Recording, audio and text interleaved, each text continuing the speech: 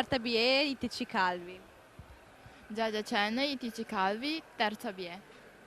Katia Maestro, ITC Calvi, terza BE. Io non ho un buon rapporto con la tecnologia, sto imparando adesso con la mia professoressa di italiano che tramite la mobile classroom che abbiamo disponibile appunto nel nostro istituto ci ha permesso di conoscere programmi appunto che possiamo condividere, documenti o comunque continuare la nostra attività scolastica anche a casa.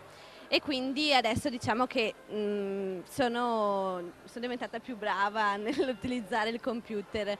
Comunque sì, noi giovani siamo sicuramente più avvantaggiati perché siamo già nati con la mentalità appunto di navigare in internet, utilizzare il cellulare, spostarci con strumenti tecnologici. Social network sono dei siti particolari dove la gente si può conoscere, intanto ci si iscrive, si conosce, si può postare foto, video, immagini, dire qualsiasi cosa, quello che si pensa, scrivere testi e si può conoscere altre persone andando nei loro profili, guardando le loro foto, commentandole e anche dopo sentirsi e chattare.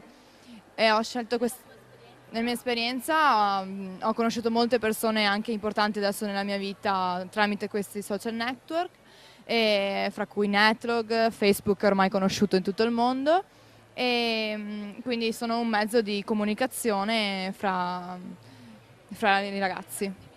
Abbiamo fatto noi un progetto in cui con la nostra professoressa di italiano usiamo anche in classe dei siti particolari dove si può condividere dei documenti tipo mappe concettuali in cui ci sono link con siti internet, immagini e noi da casa possiamo interagire con gli altri nostri compagni in questo progetto, in questo foglio con le mappe e anche in altri siti sempre a scopo didattico.